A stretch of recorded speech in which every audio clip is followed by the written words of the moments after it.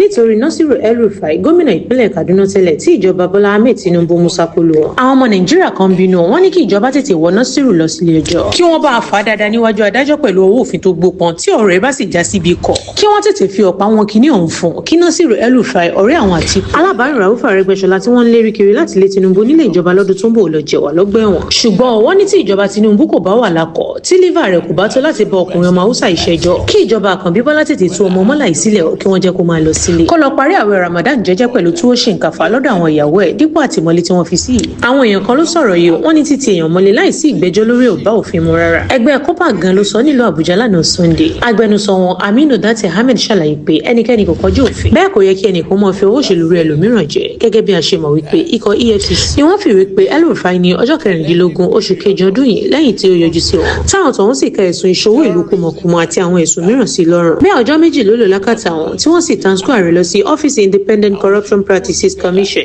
fún ìwádìí lẹ́kùnrẹ́rẹ́. látìgbà yẹn ni El-Rufai ti wà ní àkàtà wọn títí di àsìkò yìí èyí gan ló jẹ́ kí àwọn èèyàn dìde wípé ọjọ́ mẹ́rìnlá tó yẹ kí El-Rufai lò lákòlò ìjọba ti pé lẹ́yìn tó jẹ́ pé tí òun ò bá gbé lọ sílé ẹjọ́ látàrí wípé kò sí ẹlẹ́rìí tàbí ẹ̀rí fún ẹ̀sùn tí wọ́n fi kàn ó yẹ kí ìjọba Bọ́lá Tinubu tú sílẹ̀ kó máa lọ sílé rẹ̀. ní báyìí tí àwọn olùṣèwádìí ò rí ẹ̀rí kankan lórí ẹ̀sùn tí wọ́n kà sí lọ́rùn yìí tí ọjọ́ mẹ́rìnlá fi pé nǹkan tó kù ni pé kí wọ́n tú ọmọ Haúsá yìí sílẹ̀ kó máa lọ sílé. láti gun àwọn ẹni yìí fi ẹ̀sùn wípé ààrẹ Bọ́lá Tinubu ti ń ṣe bẹ́ẹ̀ tipẹ́tipẹ́ kan